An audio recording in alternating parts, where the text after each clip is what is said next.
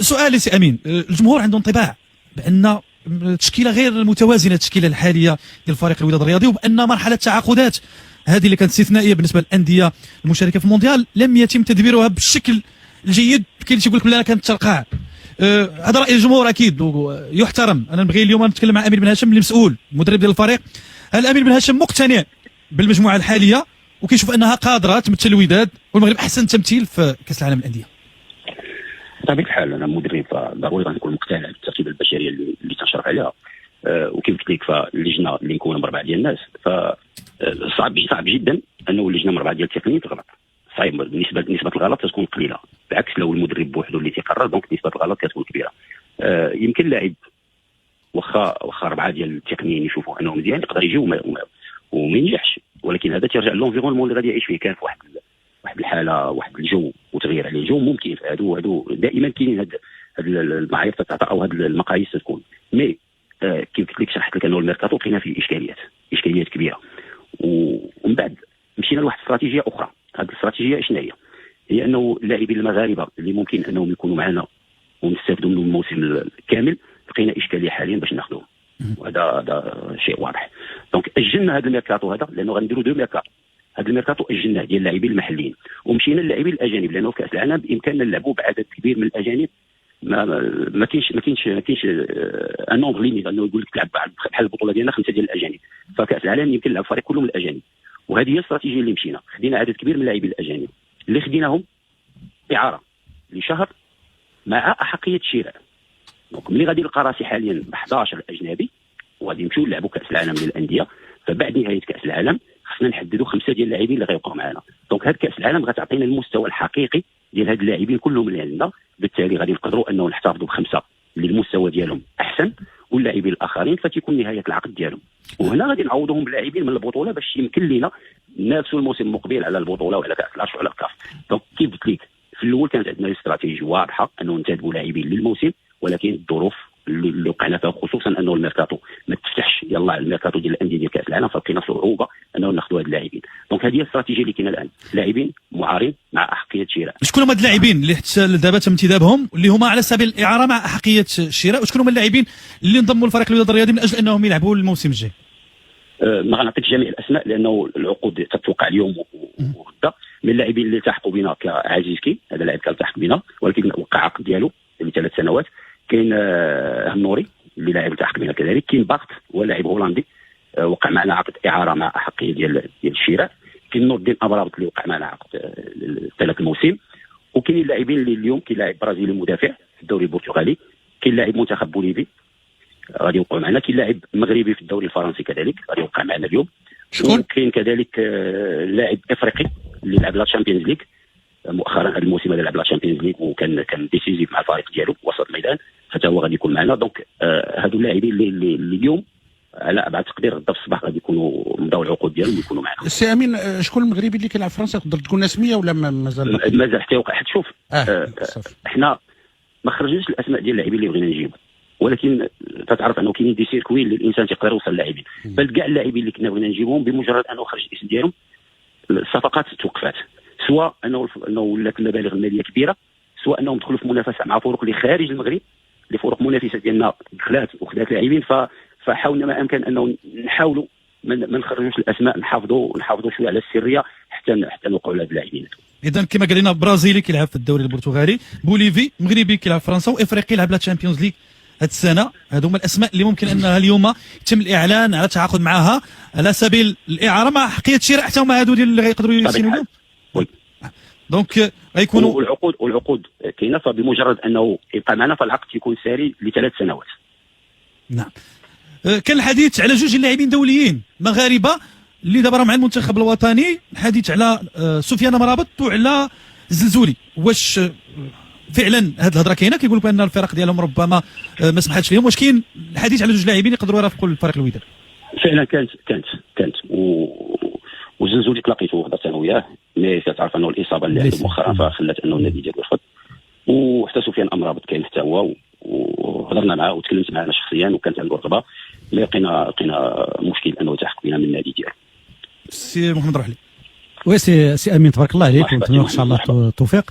غير السؤال اللي عندي، اي مدرب ما يتمناش يلقى راسو في هذا الوضعيه. صحيح ان شرف ان يقود فريق كبير كالوداد في مونديال الانديه، ولكن المعطيات المتوفره واللي عاود اكدتها، كيفاش مدرب غادي يدرب فريق النصف فيه باقي يلاه كيوقع على بعد اسبوع من غادي ياخذ مقابله ضد فريق اللي كنعرفوه يعني عنده استقرار، عنده يعني تجربه كبيره، لاعبين دوليين كبار.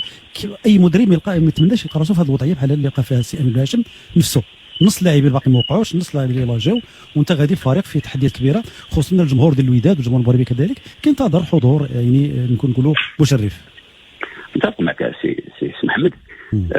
لانه الوضع الطبيعي اللي كان خص يكون فيه اليوم فريق الوداد الرياضي هو انه كاينه تركيبه بشريه وتكون تعزيزات بواحد 3 ديال اللاعبين. هذا هو اللي كان خص يكون الوضع الطبيعي. ولكن الا رجعنا الموسم الماضي وشفنا الاكراه اللي عاشوا النادي والفتره ديال الانتدابات ديال بدايه الموسم، كان ضيق الوقت والتحاق المدرب متاخر، دونك خلى انه النادي انتدب مجموعه من اللاعبين اللي ممكن مع مرور الوقت ما تاقلموش وما عطاوش الاضافه اللي كانت خصها تعطى. لهذا فكان التخلي عليهم وعاود نجمعوا فريق جديد. فاكراه صعيب هذا، انا متفق معك، صعب جدا. ولكن الدور ديالي كمدرب خصني نلقى الوصفه وخصني نلقاها بسرعه. ما عنديش الوقت الكافي ولكن خصني نلقى طريقه ديال اللعب. خصك تلقى حلول، ما تلقاش مبررات. نعم، خصك تلقى حلول ماشي تلقى مبررات. فوالا، لانه الا غادي نجي نعطي مبررات فماشي الدور ديالي هذا. الدور ديالي خصني نلقى الحلول وتحملت المسؤوليه في هذا الوقت هذا، وخصني نتحمل حتى العواقب ديالها او حتى النتائج الايجابيه الا كانت. دونك انا على استعداد مادام انه دخلت هذه المغامره الا وتنحس براسي قادر عليها. خصني نلقى واحد الطريقه كيف ديال اللعب واللي يمكن تعتبر انه يسهل عليا نوعا ما المهمه، هو النوعيه ديال اللاعبين اللي جاوا اللي عندهم تجربه اللي تبعناهم. وكان عندي دائما قبل اللاعب ما يلتحق بنا دائما تيكون عندي معه حوار، تنتناقش انا وياه، تنعرفوا نحاول نوضح ليه الطريقه ديال اللعب اللي كنلعبوا بها اللي مناسبه ليه هو. لانه ما بغيتش نتعطل نجيب. لا مثلا حنا دابا حاليا ما خصناش لاعبين اللي غادي نبداو نقلبوا على الكره ناخذوا مع الكارديان دو بيت ديالنا ونبداو لا كونستركسيون من اللور. خصني لاعبين اللي يدافعوا ولاعبين اللي يتحولوا بسرعه للهجوم. هذه الطريقه اللي غنلعبوا بها اللي هي واضحه. هذه النوعيه ديال اللعب، النوعيه الطريقه ديال اللعب خصني نمشي نقلبها على لاعبين اللي يعرفوا لها. وهذا هو الدور ديالنا والدور ديال اللجنه الرباعيه اللي حاولنا نقلبوا على هذه النوعيه ديال هاد اللاعبين.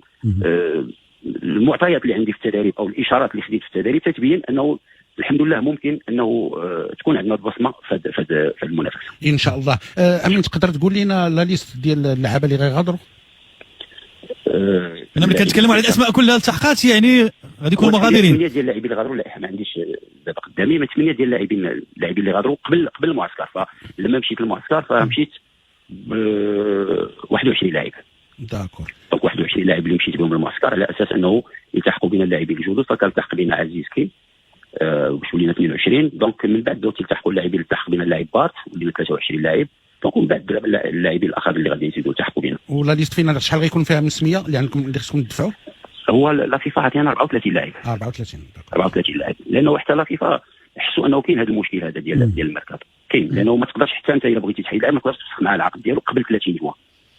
اللائحه اللي ديال اللاعبين اللي ما كانوش التحقوا معكم بالمعسكر ديال مركب محمد السادس، كاين ايمن الديراني، سيف الدين بوهره، وليد ناسي، حمزه ساخي، محمد جديدي، منير هباش، زكريا ناسيك وياسين بناني. هادو ما مشاوش في اللائحه اللي دخلت لا كونسونطراسيون. واش هادو هما اللاعبين فقط اللي ما غاديش يرافقوا الفريق الى الولايات المتحده؟ ما كاينش لائحه او اسماء جديده من بعد لا كونسونطراسيون؟ لا هادو هما اللاعبين فقط من بعد لا كونسونطراسيون. فجميع اللاعبين حنا احتفظنا بهم.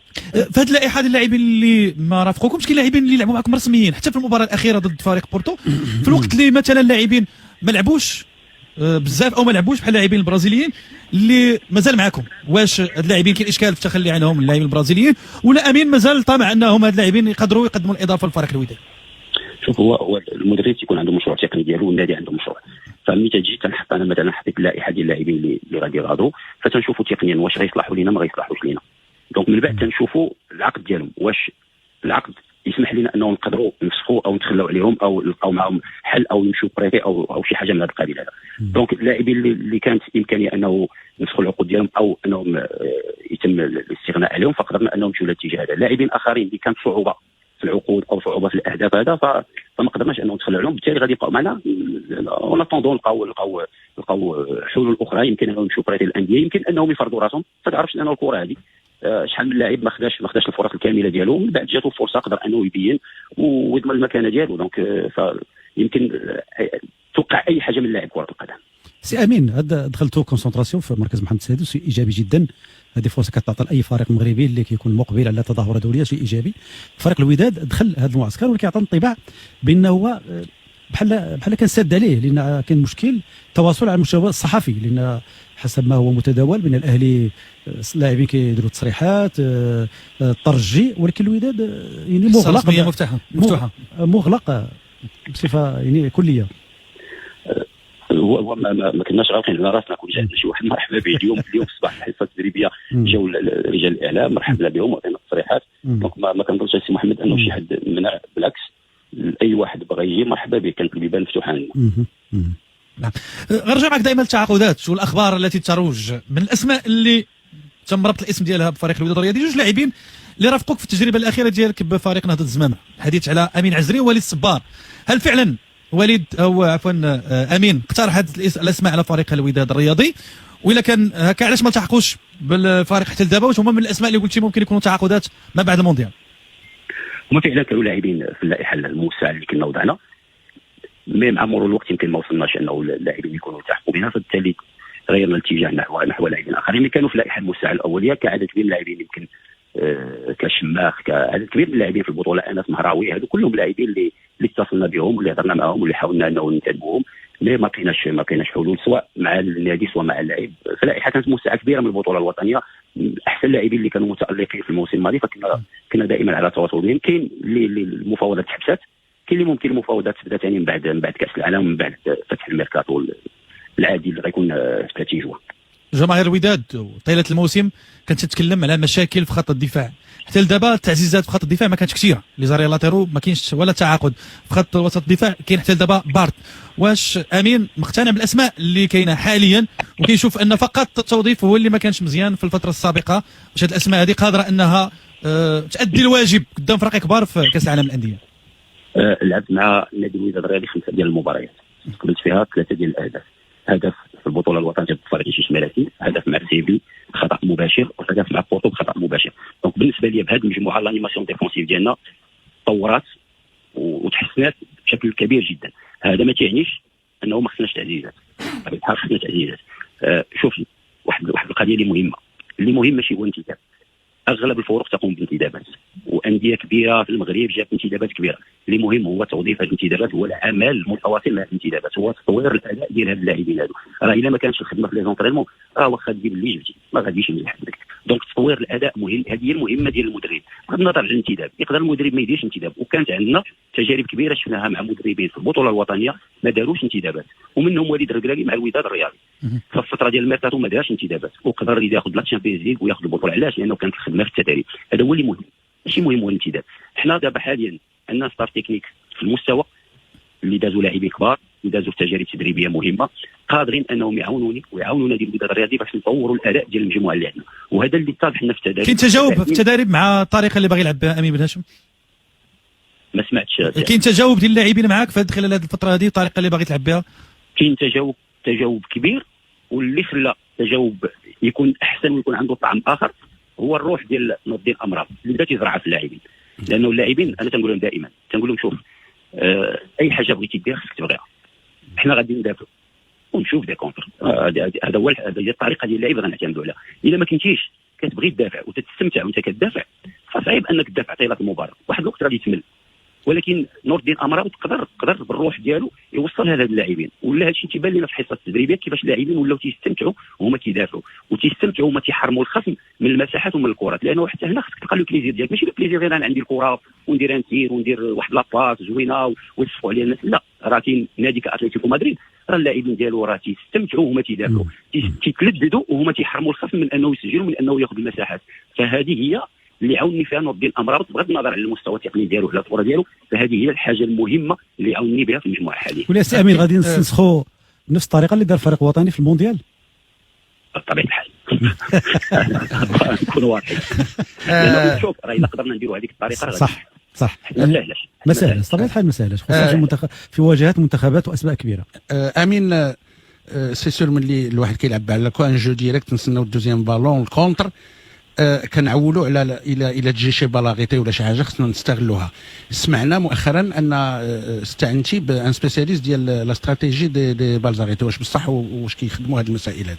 بطبيعه الحال فكان اتصال مع نيكولا جوفير اللي هو المتخصص ديال الكره الثابته في ارسنال مع ارتيتا، وهو اللي اقترح علينا السي فؤاد طلعه هو مدرب مغربي قام بالتكوين ديالو في فرنسا ودرس مع نيكولا جوفير وكان معاه في الارسنال كذلك، فاقترحوا علينا وكان عندنا معاه لقاء وجلسنا واتفقنا ولقينا انه غادي يعطينا اضافه للفريق وتم التعاقد معاه، وحاليا فهو تيقوم بالعمل ديالو وحتى هو عنده متطلبات، لانه تيقول لك انا بغيتيني نشحك في الاستراتيجي د بالاغيتي خصني لي زانغريديون، خصني لي تيرور اللاعبين اللي تعرفوا ينفذوا.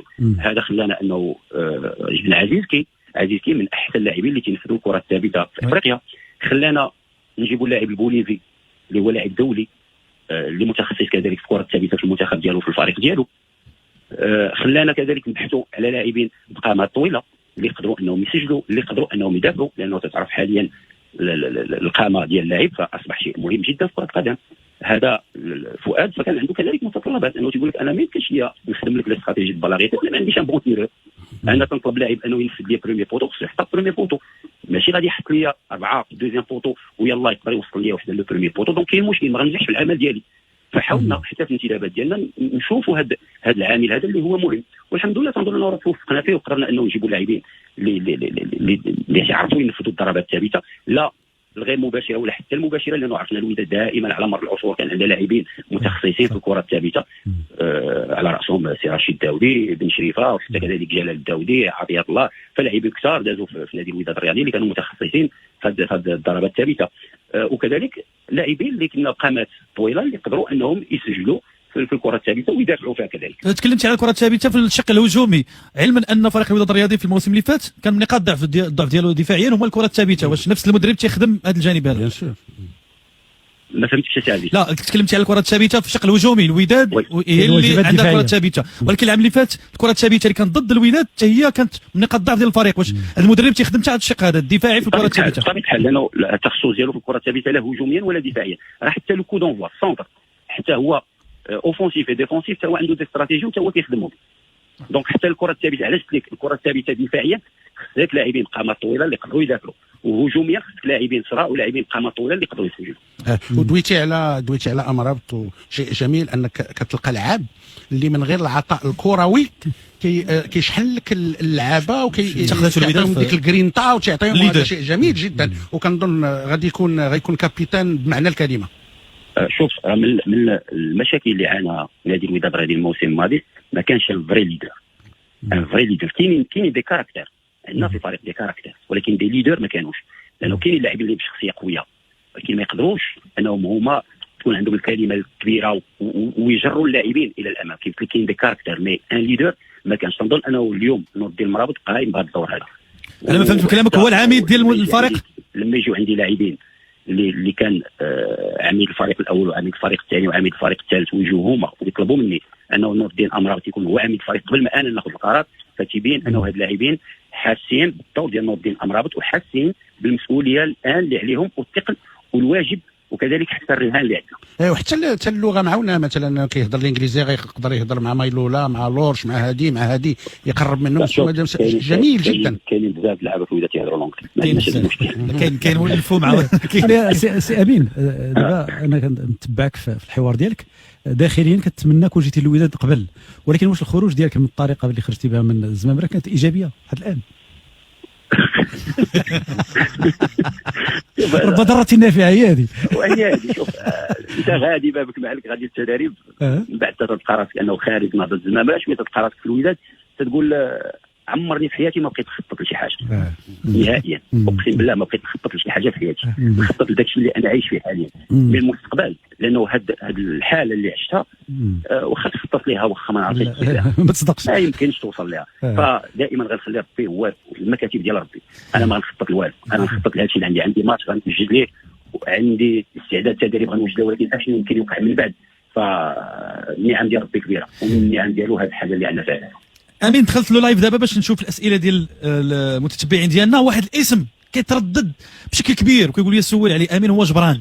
واش جبران فعلا غادي يلتحق فريق الوداد الرياضي. وكذلك يسولوني على الثلاثي مبارك لورش ومايلولا، واش وقعوا عقود رسميه مع فريق الوداد الرياضي ولا مازال مع الفريق لان عقدهم ما غيسالي حتى الاخر ديال الشهر؟ اولا جبران كان عندنا اتصال به، مي جبران لقى مشكل باش انه يقدر يلتحق بنا حاليا لانه مازال نهايه العقد ديالو والفريق ديالو ما لقاش معاه حل. كذلك امين ابو الفتح نفس المشكل. بالنسبه للثلاثي فكيف قلت لك مازال العقد الاعاره ديالهم ساري حتى من بعد كاس العالم، ومن بعد كاس العالم فهنا غادي يكون القرار كيف قلت لك في الاجانب باش نخليو 5. هذا القرار هذا اللاعبين المعارين كلهم من بعد كاس العالم ان شاء الله. واخا بالنسبه للجبران وابو الفتح غيلتحقوا بالوداد من بعد لا كوب دي موند ولا ما ممكن مازال من اللاعبين اللي متاحين، مازال من اللاعبين اللي عندنا في اللائحه. قبل كاس العالم كان صعب انه ناخذهم، يمكن مور كاس العالم يمكن يقدروا يكونوا معنا. تكلمنا معك بزاف على التحضير وعلى الانتدابات، انا ندوزو معك شنو الطموح ديال امين وشنو لوبجيكتيف اللي راسمو في هذا لاكوب دي موند، هاد ثلاثه ديال المواجهات؟ لوبجيكتيف برينسيبال بعدا اي رياليزابل سي شامبيونا كوب دي ترون، شامبيونا كاس كوب دي ترون، هادو لي زوبجيكتيف اللي رياليزابل اللي ممكن يتحققوا. وهذه هي الوداد تنافس على اللقب ماشي على المشاركه دائما. دونك هادو دي زوبجيكتيف اللي تحطوا مع النادي ومع اللاعبين.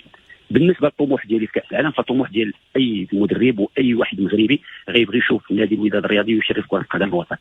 حنا غادي نلعبوا مع ثلاثه ديال المدارس مختلفه، كل مدرسه بطريقه ديال اللعب. يمكن المباراه ديال بورتو عطاتنا فكره على الطريقه ديال اللعب ديال لا يوفي لانه هي اللي قريبه لنا نوعا ما 3-4-3. السيتي تنعرفوا الطريقه ديال اللعب ديالهم اللي مختلفه، بوكو دو سيركوي، بوكو دو فيتاس، بوكو دو موفمون. غيكون صعيب انك تقاومهم، ولكن تنعرفوا الرغبه ديال اللاعبين. اي لاعب حاليا كيتمنى انه يكون في كاس العالم للانديه، انه يكون في هذه لا فيترين ديال سيتي يوفي والعين. فما تنظنش انه اللاعبين ممكن يضيعوا هذه الفرصه هذه. فانا شخصيا كمدرب يمكن نتفائل بالمستوى اللي نقدروا نظهروا به. فتنظن انه ان شاء الله بالعمل اللي تنقوموا به الانتدابات اللي عندنا كاين نسبه كبيره انه نشرفوا كره القدم الوطنيه، وممكن نخلقوا مفاجاه ان شاء الله. سي امين مجموعه ديال اللاعبين خصوصا اجانب جايين باش يلعبوا لا كوب دي موند، واش ما تقدرش تطيح كمدرب اول ما اللاعبين جايين باغي يديروا النيميرو ديالهم، باغيين يبينوا بلاصتهم وباغيين يتباعوا وباغيين يمشيوا في انديه اخرى على حساب الاداء الفعال والتكتيك الجماعي ديال الوداد؟ شوف هاد الفرضيه حيدناها. علاش؟ لانه اللاعبين كلهم وقعوا العقود ديال 3 سنوات، فعندك ان بري ديال ان موا. الا نجحتي غتكون معنا 3 مواسم، الا حنا ما بغيناكش هنا ممكن العقد يتفسخ. دونك ما كاينش لاعب اللي غادي يبين على المستوى ديالو غادي يمشي. الا بغاتوا الوداد ما يمشيش يعني حقيه الشراء 3 سنوات غيبقى في الوداد. داكور. عندي الوداد حمل الحقوق ديالو. عندي واحد السؤال جاني بزاف، واش الوداد كان عنده هذا الكونتاكت مع العملود؟ وي العملود هضرت مع انا شخصيا يمكن عندي شي شهرين وصرح لي انه ما عندوش رغبه يدخل يلعب في الوداد. ما عندوش دابا رغبه انه يجي يرجع للبطوله. وي سي امين بن هاشم، كنظن انا بقى سؤال ضروري نسولو لك هو ديال الشادلي. واحد الضجه دارها نسيم الشادلي في هاد اليومين بعد ما وقع الفريق العين الاماراتي لواحد من الانديه اللي غتواجهها الوداد. واش امين تم الاستشاره ديالو حول امكانيه عوده الشادلي لفريق الوداد ولا لا؟ واش امين كان عنده كونتاكت مع الشادلي من بعد ما جا ولا لا؟ كان عندنا في الاجتماعات ديالنا الشادلي من اللاعبين اللي كانوا عندنا في اللائحه انهم يبقاو معنا مع الفريق، ولكن الرغبه ديالو كان ضد انه ما بغاش يجي الوداد. دونك ما يمكنش حنا نتمسكوا بلاعب اللي ما بغاناش، وكان قرار واضح. اللاعب ما بغاش يرجع. المطالبين انه الشادلي يجي، والرئيس اتصل به وقال لي انه المدرب بغاك في المشروع ديالو، حنا بغيناك تكون معنا انه باش يرجع للنادي ديالو. من بعد كان عنده رغبه اخرى انه ما بغاش يرجع للوداد وبغى يغير الاجواء، فما يمكنش تخلي معك واحد اللي ما بغاكش. عندي بزاف د الاسئله انا هنايا، وشرت واحد السؤال كيقول لك اون فان كونت ما جاش النارير لاتيرال فين زعما؟ ارير دروا ولا ارير غوش؟ ما كانش شي كاينين جوج، كاين مفيد ارير غوش عندنا بوشتا. البديل ديال بوشتا لان الناس البديل ديال بوشتا عندي حلول انا داخل المجموعه كثيره جدا اللي يمكن كاينين لاعبين اللي يلعبوا لي ارير غوش، وهذا هو الدور ديال المباريات الاعداديه اللي يمكن تجرب بزاف ديال الحلول اشنو تقدر تعطيك. فجربت الحلول اللي كاين لاعب معنا في المجموعه راه ديجا لعب ارير غوش في انديه اخرى قبل، لعب ارير غوش هو بوطويل انا نجيك نكون معك واضح. بوطويل تيقدر يلعب اريير غوش ولعبها في عده مناسبات، سواء 3-5-2 سواء 4-3-3، يلعب مدافع اكثر في سان داون في لا تشامبيونز ليغ مع المنتخب الاولمبي مع الجيش، كذلك حتى مع المحمديه معايا شخصيا. دونك عندي حلول، وهذا هو الدور ديال المدرب، انا خصو يلقى الحلول. المجموعه اللي عندك خصك تلقى الحلول. كاين شي مقابله وديه في لي زيتازوني ولا كاين مباراه نهار 12 في الشهر ان شاء الله، عندنا مباراه غادي تكون مقوله ولا لا مباراه مغلقه؟ لا ضد فريق امريكي من تما، فريق كندي. غادي بدون اصابات العناصر اللي كانت مصابه، واش ريكوبيريتوها المجموعه كامله؟ اليوم كانت العوده ديال الزمراوي ديال الحموري، اليوم التحقوا بالتدريب الجماعيه، فالحمد لله كل شيء الان على استعداد، كل شيء واجد، ما عندناش اصابات ولله الحمد. فموجودين تنطلبوا غير الدعوات ديال المغاربه معنا والجماهير الوداديه والجماهير المغربيه، لانه الان نمثل المغرب، فكنظن انه جميع المغاربه غادي يساندونا، جميع المغاربه غادي يكونوا معنا ان شاء الله. الدور ديالنا هو نشرفوا كره القدم الوطنيه، وكيف كانت في الكلمه ديال السي فوزي رجع من جزرنا. وبالمناسبه نقدم الشكر لرئيس الجامعه وكذلك التجال الاعضاء الجامعيين اللي وفروا لنا جميع الظروف في مركز محمد السادس، حتى لدرجه انه رئيس الجامعه طلب مني الا بغيتي اي حاجه من